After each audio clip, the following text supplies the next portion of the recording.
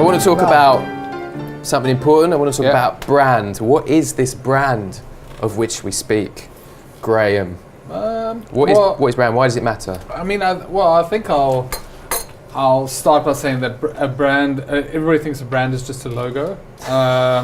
That's a really cool brand. It's got like lots of colors. Fantastic. I think a brand is more than just a logo. It encompasses so much, from the feeling you get when you're interacting with the product, to the company's mission, to how they speak about it, their color scheme, their font, and I think when we start talking about brands to some of our clients, we start with very good framework, which is obviously Simon Sinek's Golden Circle, which is a real good one. Starting with kind of why they actually exist, and you'll be surprised how many brand owners actually have no recollection or understanding as to why their brand exists. That's when the tears start, and then we go from there. Why do I exist? Yeah, like why am I even working for this company? I've got a question for that, because that can be quite a difficult question to a lot of people. And do you often find that they say, well, why do we exist as a company to make money? And how do you deal with? Yeah, I mean, I think, kind of money, profit, shareholders, stock exchange, stock prices, all of that kind of stuff is a byproduct of what I like to think is the mission, right? So like what's the mission? And I often describe it as, it's kind of the end of the world tomorrow. The Armageddon music's coming on, Don't want to close my eyes. And everyone's sing as well. Everyone's sitting around the campfire and we're saying, kind of fountain partnership, they achieved their mission. And we think to say, what was the mission, And I think to myself, Google's mission, for example, and we all have a drink now, is to make all the world's information, collect all the world's information and make it universally accessible and useful, right? Which is quite a mission. It's considering we produce 1.5 exabytes of data every day.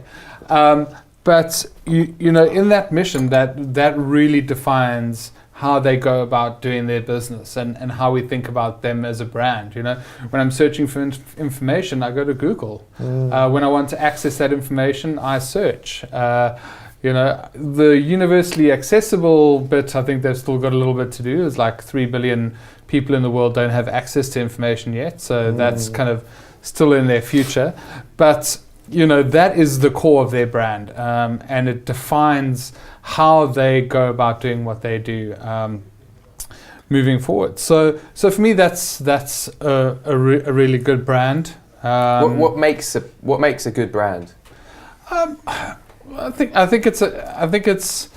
that's a multi-layered question. Well, I'm asking all layers, all at once. We can talk Give us all the layers. We can talk about the practicalities of it. The brand consistency. When people speak about Google, you think about the primary colors, you think about their font, you think about the search bar. I think about Gmail a lot and a lot of their other products, but there's a central thread in all of that, which is kind of organizing all the world's information. I think consistency is key, but I think on another level, different brands speak to different people. So if you love extra satisfaction after a meal and have a taste for lung cancer, then Marlboro is your brand. It's not one of your clients. It's not mine. That's a great tagline. I mean, if you're prone to crude oil and infecting like the sea in Mexico, then Shell or BP or that's exactly really your style. What goes through people's minds when they choose who they're getting their petrol from. In line with their mission statement. Exactly. Is that their official mission statement? No. Yeah, but you can really tell how I feel about that brand. That said, they're a good brand in that they have this consistency, right? They have their colors. They, sponsor Formula One, which is like the epitome of automotive engineering. So it's where they need to be as a brand. They're doing a really great job. Do I like them? No. Are they doing well at branding? Sure. So it's part of it about speaking to people on an emotional level rather than a logical one. Yeah. Do you know what I mean? That's that thing. It's invoking emotion. And I guess the thing I always wonder about putting branding is how do you make that consistent? You know, how do you? So I see Nike and I think, well, Nike sponsors the best football teams. You know, they're the best. Nike for me, just do it, be the best, be excellent. But not everyone says it. Some people say, no, I like Adidas, they're much better. And it's like, what's wrong with you? You're wrong. And so it's about having a perspective, isn't it? I mean, to that point on Nike, for example, you know, their brand proposition is if you have a body, you're an athlete. And that whole idea is that no matter whether you like or hate sport, you know, you are every individual is therefore classified as can be part and parcel of their brand world. And I think brands who evoke a certain level of perspective really do already part and parcel of the whole, you know, hard job of getting people through the front door. That's how I look at brands. I think you know the layered approach that you were talking about before is really interesting. For me, it's what is going to make me step through that front door in terms of being part and parcel of. You know, Nike, when they were making their company, I think part of their brand essence was they started out as being a running company initially. And the idea was that, you know, you would put on their shoes and you would go for a run. And I think part of and I think you nailed it on the head, Marcus, is the emotion that brand evokes. And I think to myself, you know, if I was a runner, you know, after a run, I would be quite stoked. I'd be quite joyous. The endorphins would be pumping through me. And I would associate that feeling with Nike. And in a lot of their advertising, there is that kind of that joy, that outpouring of emotion. You know, you think about when, you know, kind of Ronaldo scores the goal and he's in the Nike boots and everybody's like jumping out of their seats in the stadium.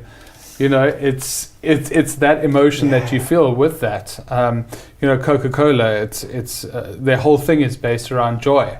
So, you know, around Christmas time, they think to themselves, well, what's going to bring joy? Well, like Santa, right? And he's red and sponsored white. by Coca-Cola. Yeah, you know, like Santa used to be green. Until those pesky people at Coke got their hands on him, and all of a sudden he's red. I can't remember who said it, but someone said it's the gut feeling that you get when exposed to a company. And I think the reason why it is, as you said, emotionally driven is because we've got so many choices these days. It's not like you go into a few clothing stores and, you know, analyze the material they've used and then go and test out each product. You know, you have time to make a decision. You've got a million products. It's so accessible these days through Amazon or whatever. So you go with your gut feeling, you go with the emotions that you kind of connect, how you connect with that company as a personality and how it kind of aligns with your personality. Yeah, I think it's that thing of brand loyalty because we're lazy, right? I buy the same brands. Oh, yeah, that makes me feel the same way. So I'm speaking for myself, which is part of it. But I guess the question to you, Graham, is how do you get a disruptor brand? So someone who's a startup saying, right, I want to disrupt, you know, sports, shoes market or whatever. You need to actually get my attention, make me say, actually, yeah, I don't feel the same way about Nike anymore. You're making me feel something that's similar or better. And pull me towards that, and you've got to tell a story. Drink out. I mean, I think disruptor brands are a real, really interesting thing to discuss because they're good and bad kind of disruptor brands, right?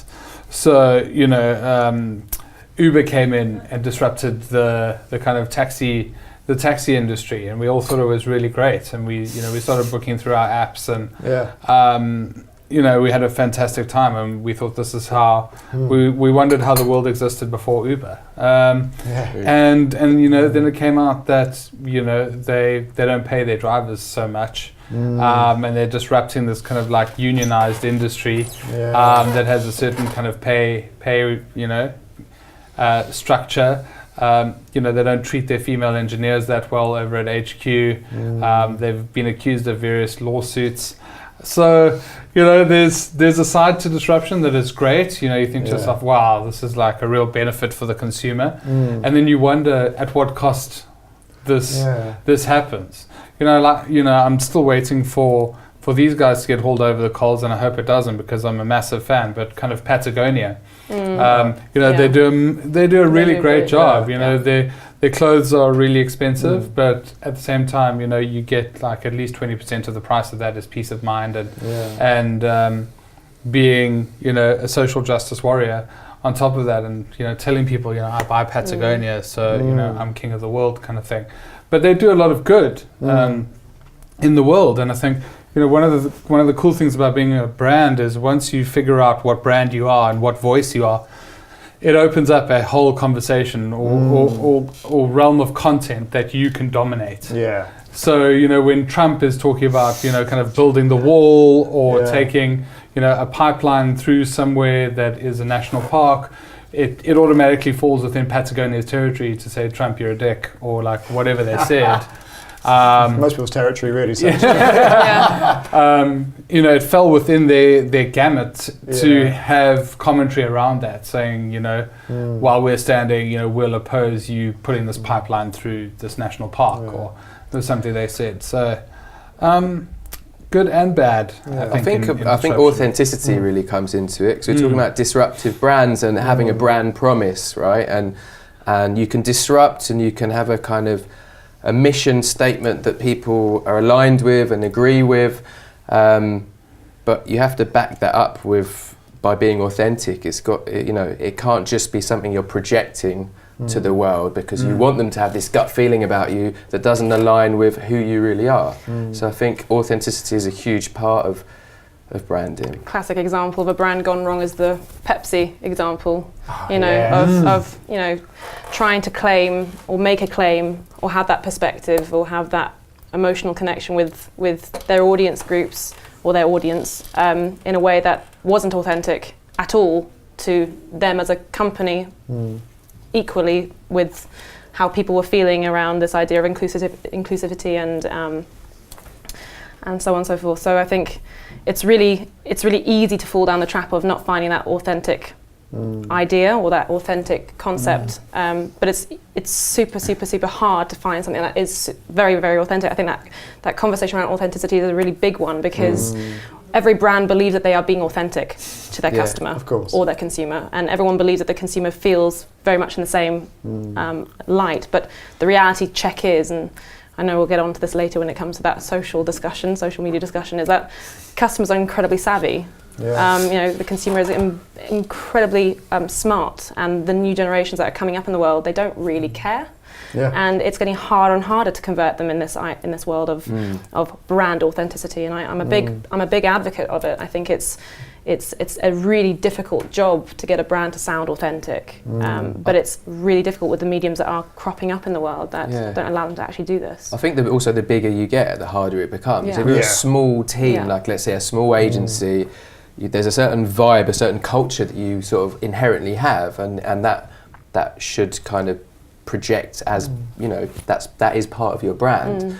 But then the bigger you get, like if you're a startup that takes off like Uber, suddenly you're taking over in multiple countries, and you still have to somehow have this authentic thread that runs through the company.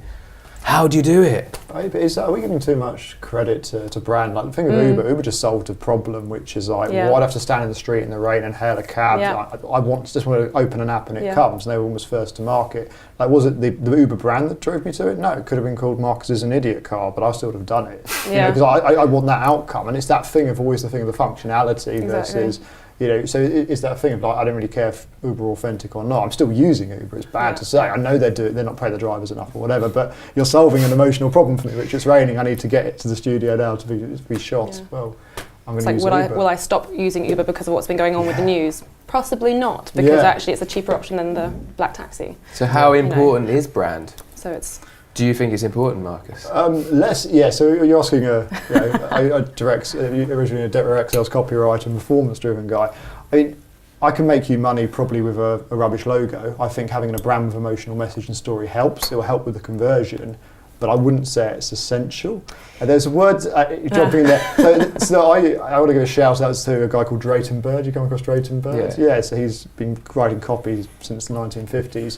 He calls branding creative masturbation, which I think is a little bit unfair, but when I kind of first came under his wing, so to speak, it's a bizarre pun with Drayton Bird, but I got brought into that. Unintentional puns So from I was walking Marcus. around going, creative masturbation, fluff.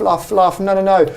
Get people to landing page, get them to buy product, that's it. But then as I've grown up and actually been through a branding process myself and actually work with people that have really good stories, I use these cliches coming through. But the whole Simon Sinek thing, and I get that. Start with why. People don't buy what you do, they buy why you do it. If you have that as well as great ad copy, then you're winning against everyone. You'll take market share on a consistent basis. So it is important, but I think obviously people in branding will perhaps say it's slightly more important than people not in branding say it's slightly less, and it's probably somewhere in the middle. Graham's really upset now. No, he's really. I've been really fucking diplomatic. It's Jason Bird who said creative masturbation, not me. That's okay. I love creative Bird. All right, so any other examples of branding done badly? One kind of cropped up there organically, but any bad branding or examples from your experience of coming across companies and they had terrible branding? You must have won some clients. Gosh, what have you done? Within Wonderland we have our own Slack instance, and we're always sharing pictures of really bad logos. I think I'll leave it up to the audience to go and Google some of those because I don't want to demonstrate them against Burgundy Spice. This is not like a place for sexual harassment. Oh my god! But there are some that are. I'm sure that the line work is particularly graphic. And that doesn't do the brand any good. It might, it goes viral for all the wrong reasons. But when people have created these logos and they just don't shrink well, or it's two people holding hands, but it doesn't look like their hands. And I think a lot of thought needs to go into branding at that stage. So my question is, what is that process for you guys? What's someone comes to you, or or you go to them and you look at their website, you look at their brand. The feeling you get is, this is a confusing mess. This is a piece of crap.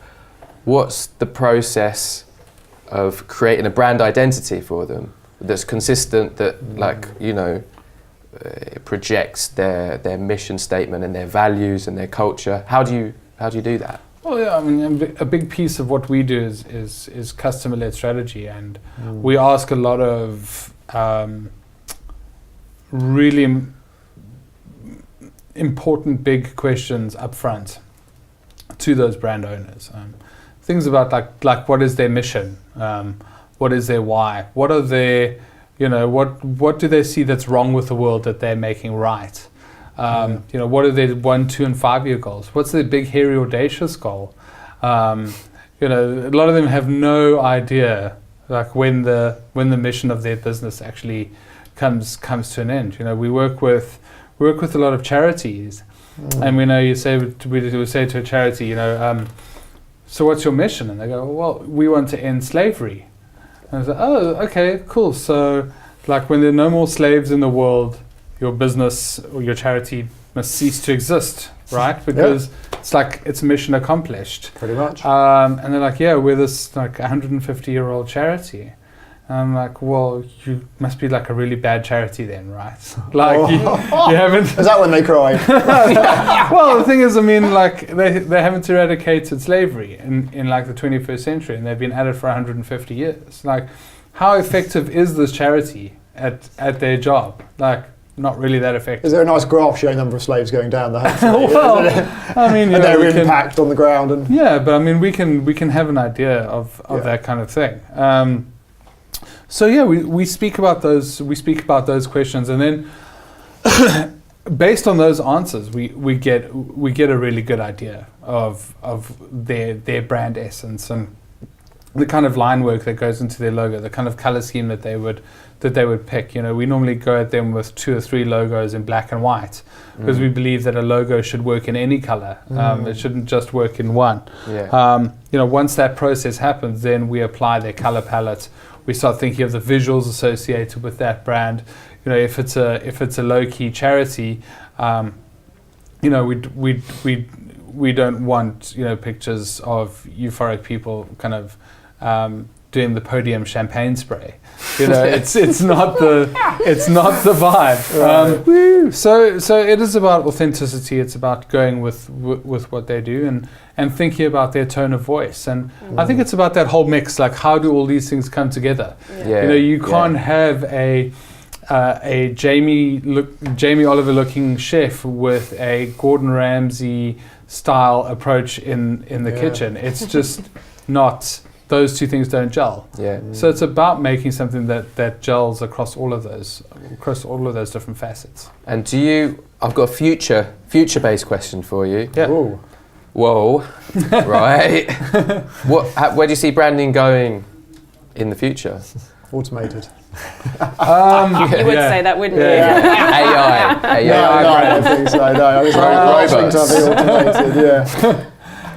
robots. I think content will always be king. I always think, you know, a good story told in a human way that appeals to humans is always going to win. And I think, you know, what's really cool about being in the kind of industry that we're in, which is predominantly digital, is that there are new ways and new platforms on which to tell that story all the time. You know, so Snap means that we have to kind of break everything down into 15 seconds and be a little bit more risque with what we do, because it's not going to be around tomorrow. So, you know, the lawyers can't sink their teeth into that.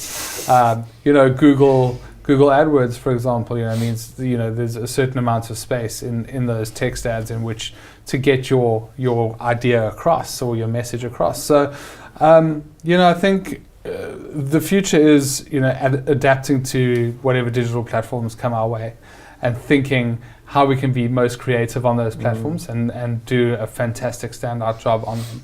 And I guess how to keep that thread, you know, your brand consistent through all these different digital platforms that are cropping up.